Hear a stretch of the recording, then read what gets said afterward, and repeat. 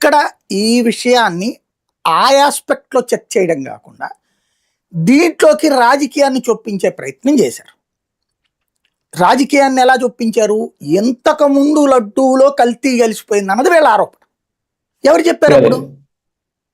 ఇప్పుడు నువ్వు సేకరించిన దాన్ని ఎన్డీడీబీకి పంపిస్తే నీకు రిపోర్ట్ వచ్చింది, అందులో పంది కొవ్వు ఉంది, ఆవు కొవ్వు ఉంది, లేకపోతే అదేదో ఉంది అన్నారు అన్నటువంటిది నువ్వు చెబుతున్నావు. ఇప్పుడు నువ్వు పట్టుకున్న నెయ్యిలో ఇది ఉంటే పాత నెయ్యిలో ఎన్ని ఉన్నాయని ఎవరు చెప్పారు నీకు? యానిమల్ ఫ్యాట్స్ ఇవన్నీ పాత నెయ్యిలో ఉన్నాయని నీకు ఎవరు చెప్పారు అసలు? ఒకవేళ నీకు నిజంగా అట్లాంటిది ఉంటే ఏం చేయాలి?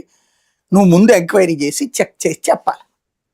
అదేం చేయకుండా ముందు నోటికొచ్చినట్టు అనేసాం. ఒక దేవుడి విషయంలో మాట్లాడేటప్పుడు చాలా జాగ్రత్తగా ఉండాలన్న బాధ్యత మర్చిపోయాం. మనం డెమోక్రసీలో ఉన్నాము. హిందూ ధర్మం అనేటటువంటి దానికి సంబంధించి కోట్లాది మంది భక్తుల విశ్వాసానికి సంబంధించిన వెంకటేశ్వర స్వామి అంశంలో మనం మాట్లాడుతున్నామన్న సోయ లేకుండా చాలా క్యాజువల్గా రాజకీయ స్టేట్మెంట్ ఇచ్చినట్టు దాంట్లో పంది కొవ్వు ఆవు కొవ్వు అంటే ఎంత దుర్మార్గమైనటువంటి మాట అది, ఎంత దారుణమైనటువంటి పదజాలం అది మాట్లాడేశారు. అయిపోయింది.